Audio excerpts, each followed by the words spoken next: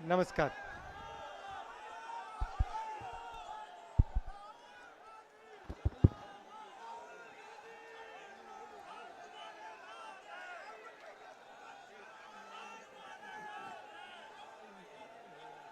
केसी वेणुगोपाल जी,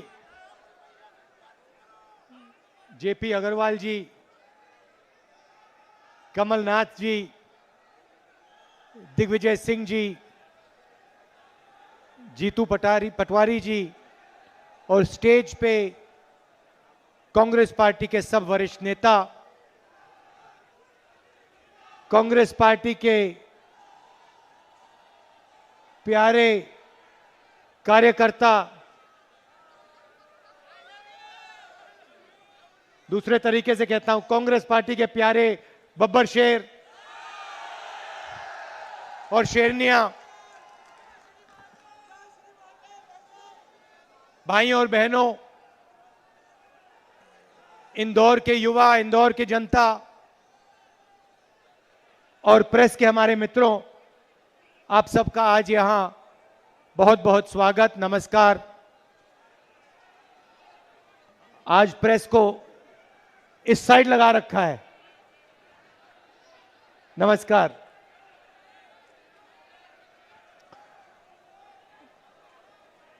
अब तकरीबन 80 दिन हो रहे हैं कि हम इस भारत जोड़ो यात्रा पर कन्याकुमारी से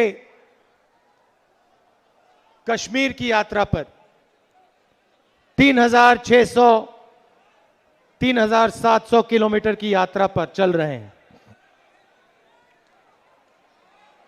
जैसे इंदौर ने आज दिखाया, हम इस यात्रा पर अकेले नहीं चल रहे हैं, 100 यात्री नहीं चल रहे हैं, कांग्रेस पार्टी नहीं चल रही है, हिंदुस्तान की पूरी जनता इस यात्रा में शामिल है और एक साथ चल रही है।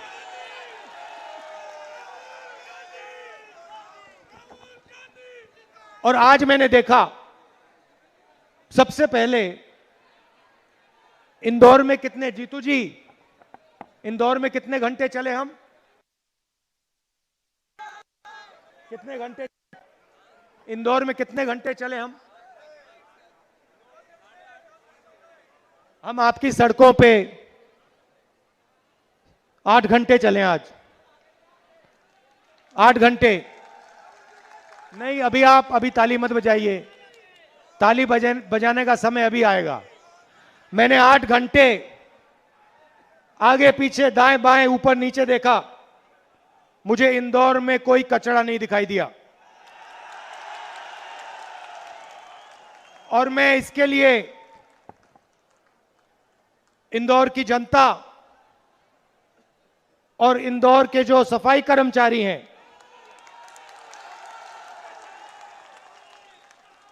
उनका दिल से धन्यवाद करना चाहता हूं। और सवाल पूछने पे मुझे बताया गया कि आप लोग 6 बार पुरस्कार जीते हुए हो, तो आपको सबको बहुत बहुत बधाई।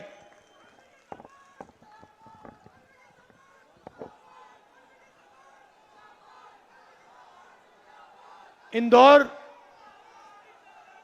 न्याय का सेंटर है, यह आपका इतिहास है। और आज मुझे आपने सिर्फ सफाई नहीं, आज आपने मुझे भाईचारा दिखाया। इन सड़कों पर आज हिंदू, मुस्लिम, सिख, ईसाई, बुजुर्ग लोग, हर भाषा बोलने के लोग सब चले हैं। और कहीं मुझे नफरत, कहीं भी मुझे नहीं दिखी। तो एक प्रकार से ये यात्रा आपकी विचारधारा की यात्रा है। भाइयों और बहनों, ये यात्रा हमने क्यों शुरू की? इसके 2-3 कारण हैं। हमारा लक्ष्य क्या है? और हमें यह यात्रा शुरू क्यों करनी पड़ी, ये दो अलग चीजें हैं। पहले मैं आपको बताना चाहता हूं हमें यह यात्रा शुरू करनी क्यों पड़ी। जैसे आप जानते हो, हिंदुस्तान एक डेमोक्रेटिक देश है, लोकतांत्रिक देश है, और लोकतांत्रिक देश में अलग अलग संस्थाएं होती हैं जो लोकतंत्र की रक्षा करती हैं। उसमें पार्लियामेंट, विधानसभा, जुडिशरी, ये अलग अलग इंस्टीट्यूशंस होते हैं जिससे लोकतंत्र की रक्षा होती है और एक प्रकार से फेयर प्लेइंग फील्ड बनाई जाती है। हमने लोकसभा में मैंने और सारे हमारे कांग्रेस पार्टी के एमपीज ने एक बार नहीं अनेक बार मुद्दे उठाने की कोशिश की, चाहे वो किसानों की बात हो, किसानों के कर्जे की माफ हो, कर्जा माफ करने की बात हो, काले कानूनों की बात हो, नोटबंदी, गलत जीएसटी, इन सब चीजों पर हमने लोकसभा राज्यसभा में आवाज उठाने की कोशिश की। और जब भी हमने उठाने की कोशिश की तो जादू से हमारा माइक ऐसे ऑफ हो जाता है, ऐसे ऑफ हो जाता है।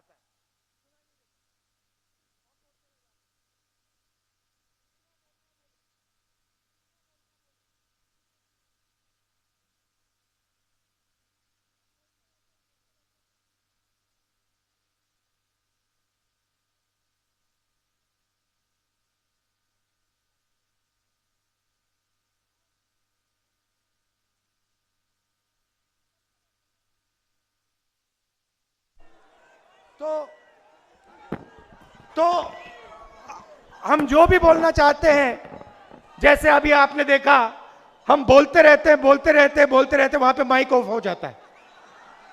तो वहां से हमने कोशिश की, वहां माइक ऑफ हो जाता है। फिर मैंने हमारे प्रेस के मित्रों की बात की, इनके सामने हम बात उठाते हैं, इनसे कहते हैं देखो जनता के मुद्दे उठाओ। नहीं, हम कहते हैं भैया जनता के मुद्दे उठाओ, बेरोजगारी की बात करो। हम इनसे कहते हैं बेरोजगारी की बात करो, किसानों की बात करो,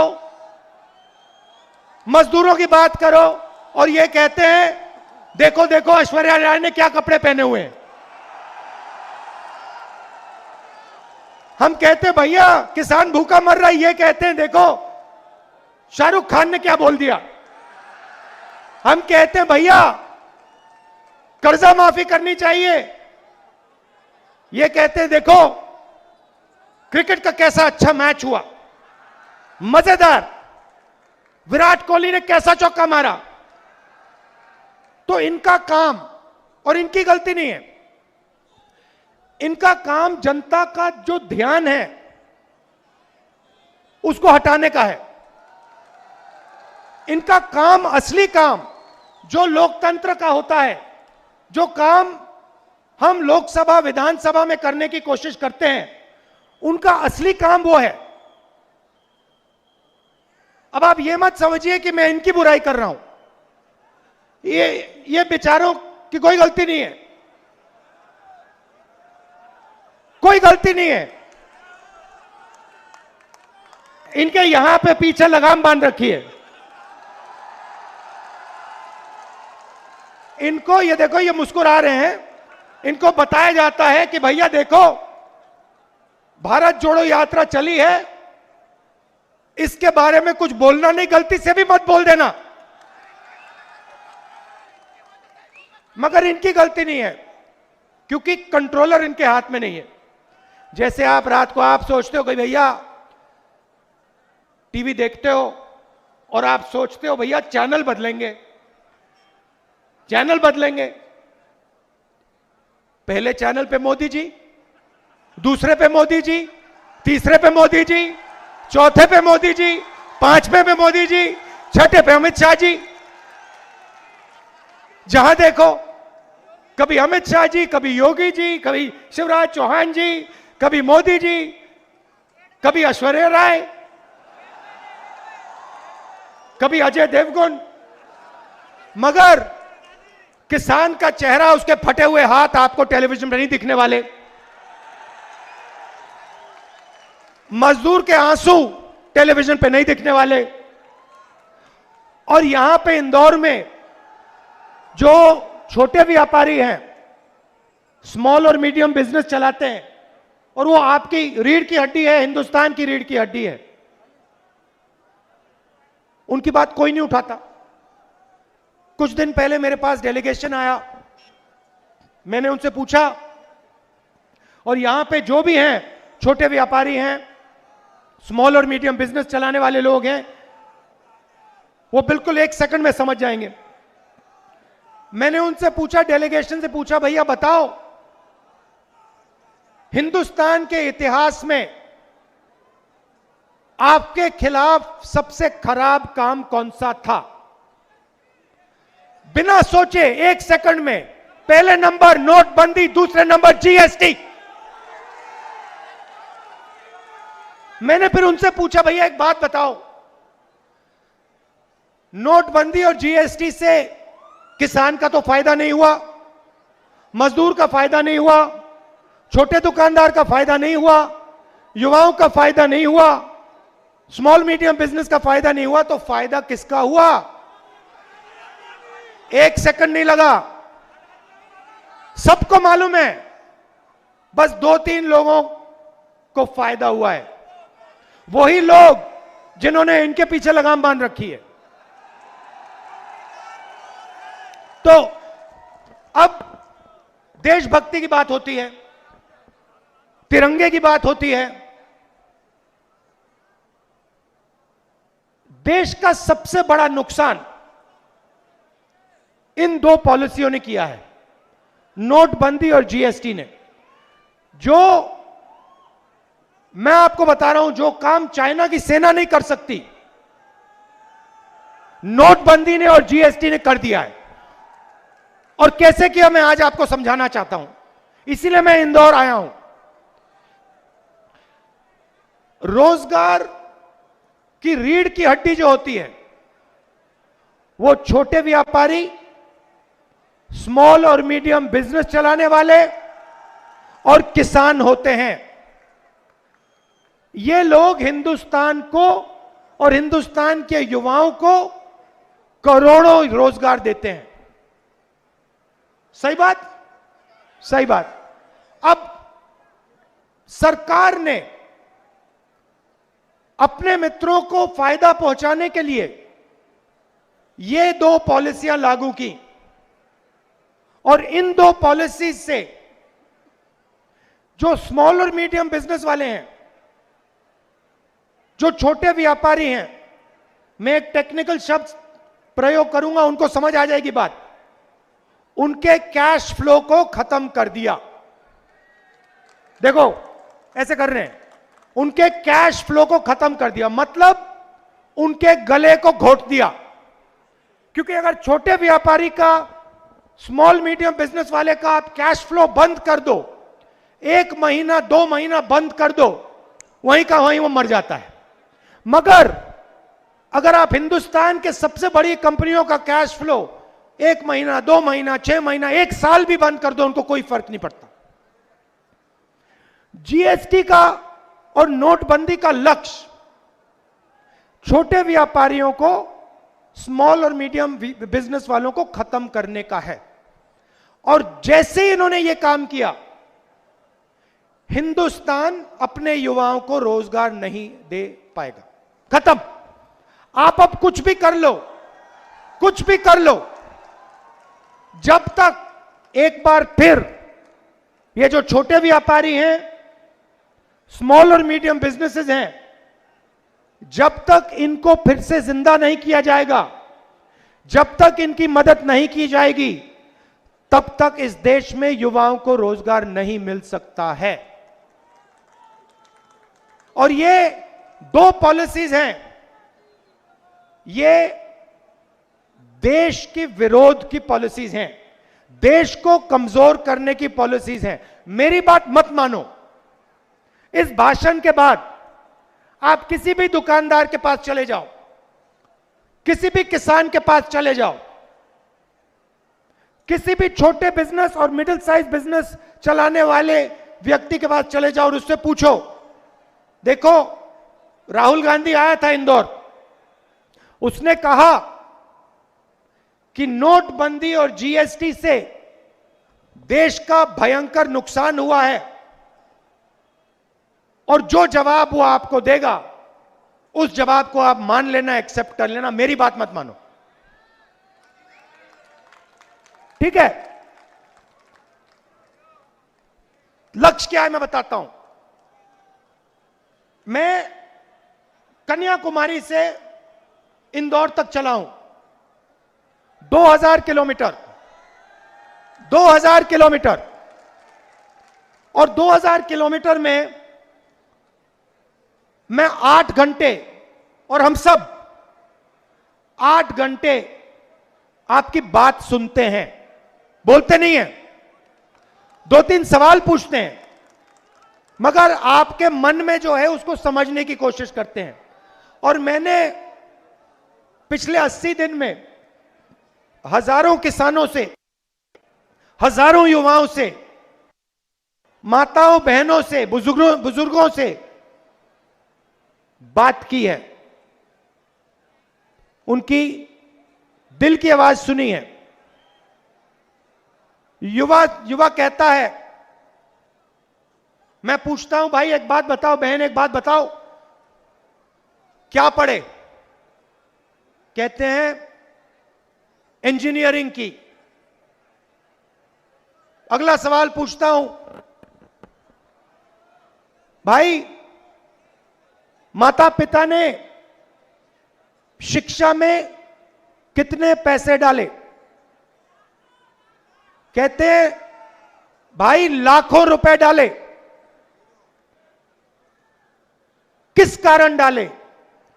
मेरा सपना था इंजीनियर बनने का, इसीलिए मेरे माता पिता ने अपना खून पसीना देकर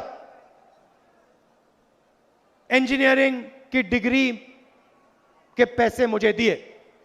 बेटा आज क्या करते हो? मजदूरी करता हूं। बेटा आप क्या आज क्या करते हो? उबर चलाता हूं। बेटा आज क्या करते हो? स्विगी की डिलीवरी करता हूं। यह कैसा हिंदुस्तान है? इंजीनियर मजदूरी कर रहा है, किसान मजदूरी कर रहा है, जो डॉक्टर बनने के लिए पढ़ा वो मजदूरी कर रहा है।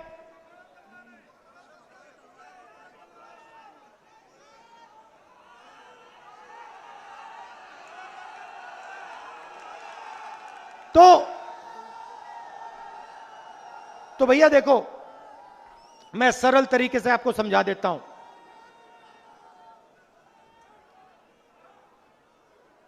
ये जो हो रहा है इसको मनी ट्रांसफर कहते हैं। मनी ट्रांसफर मतलब हिंदुस्तान के गरीब लोगों के जेब में से पैसा लो और उसको ट्रांसफर कर दो। बिल्कुल, हिंदुस्तान के अरबपतियों के खाते में ट्रांसफर कर दो।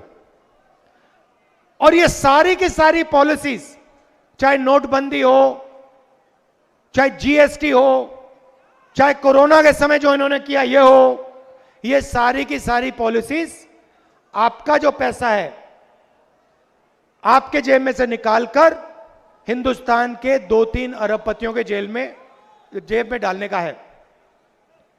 हां, आप 2 कह रहे हो, शायद 3 भी नहीं है, 2 हैं। तो अच्छा, मैं सवाल पूछता हूं, यूपीए के समय गैस सिलेंडर का रेट क्या था? 400। आज क्या रेट है?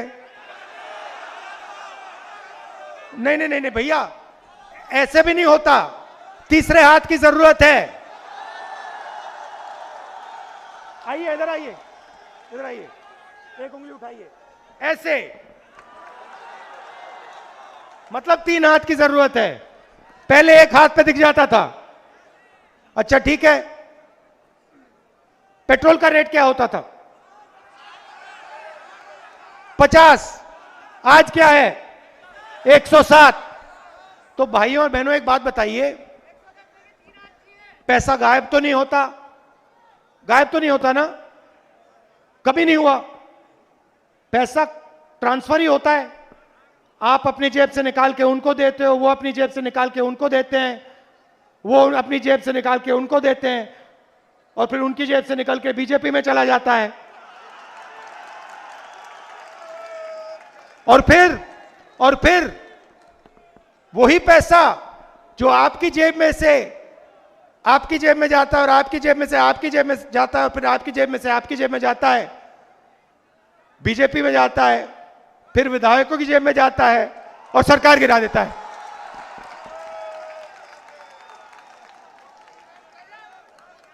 करोड़ों रुपए दिए हैं जिस सरकार को आपने चुना, जिस सरकार को आपकी आवाज ने चुना, उस सरकार को बीजेपी ने खरीद कर, उस सरकार के लोगों को खरीदा। अगर यह भ्रष्टाचार नहीं है तो क्या भ्रष्टाचार है?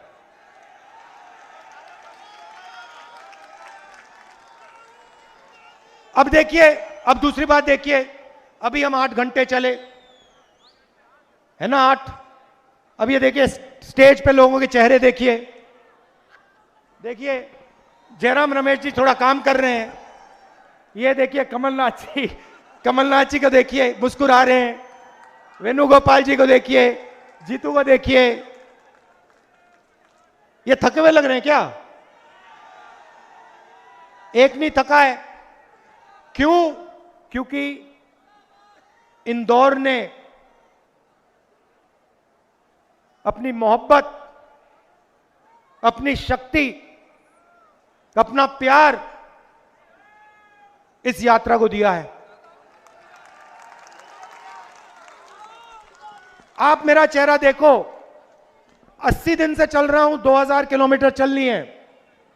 थकान दिख रही है क्या? बिल्कुल नहीं। मैं बताऊं आपको, बात समझ नहीं आ रही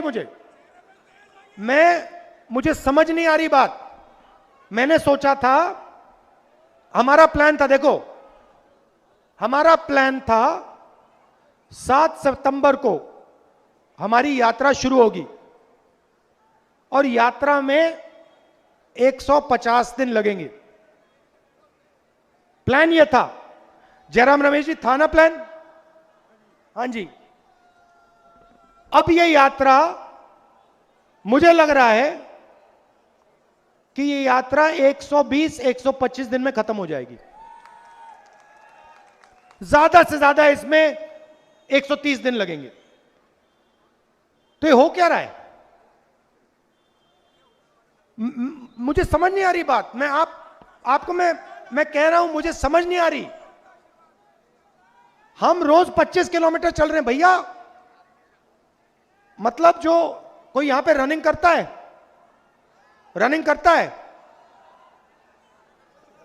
करते हो ना? मैराथन कितने किलोमीटर की होती है? नहीं, 42 की मैराथन होती है।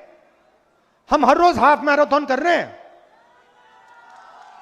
हर रोज। मतलब 40 हाफ मैराथन कर दी हमने, पता नहीं लग रहा।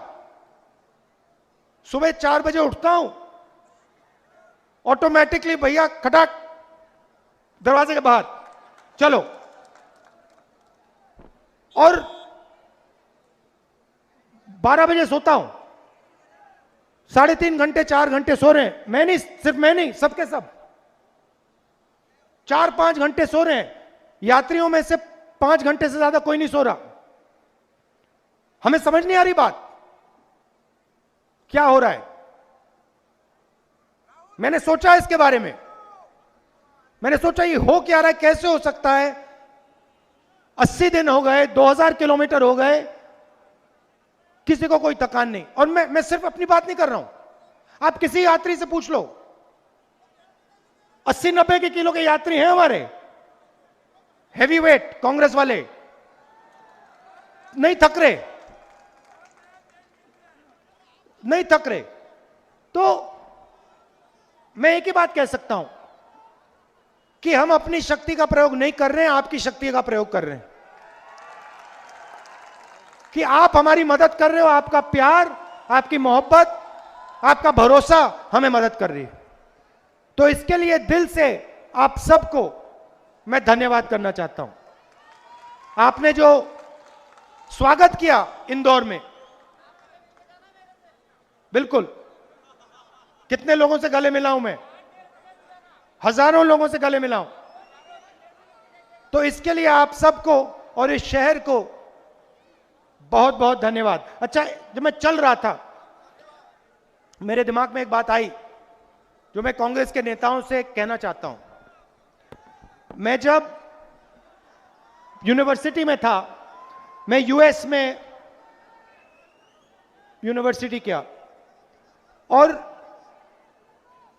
यूएस का जो सबसे बड़ा एयरपोर्ट है, जहां सबसे ज्यादा हवाई जहाज लैंड करते हैं, उसका नाम जानते हो? नहीं, वॉशिंगटन उनका कैपिटल है, हमारी दिल्ली उनका वॉशिंगटन। वॉशिंगटन का एयरपोर्ट बड़ा नहीं है।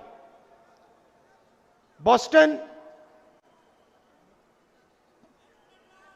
कैलिफोर्निया में सैन फ्रांसिस्को बड़े एयरपोर्ट नहीं है। उनका सबसे बड़ा एयरपोर्ट शिकागो का है। अब शिकागो का सबसे बड़ा एयरपोर्ट क्यों है आप जानते हो? क्योंकि शिकागो अमेरिका का लॉजिस्टिक्स का सेंटर है। मतलब जो भी अमेरिका में इस तरफ से उस तरफ जाता है, ऊपर से नीचे जाता है, वो शिकागो से जाता है। मतलब लॉजिस्टिक्स का हब है। मैं चाहता हूं कि हिंदुस्तान, एक दिन ऐसा आए जब हिंदुस्तान का सबसे बड़ा एयरपोर्ट इंदौर में हो, और आप इस देश के लॉजिस्टिकल हब बनो। मतलब जो भी माल देश में घूमता है, ऊपर से नीचे, दाएं से बाएं, उसका मैनेजमेंट आप लोग करो। ये आपका भविष्य है, देख लेना, ये होगा। ये आपका भविष्य है, ये आपका भविष्य है। और जो हमारी कांग्रेस की सरकार आएगी, मैं उनसे कहना चाहता हूं, इस चीज के बारे में आप सोचिए कि जो अमेरिका के लिए शिकागो रोल प्ले करता है, वही हिंदुस्तान के लिए इंदौर रोल प्ले करे। धन्यवाद। जय हिंद।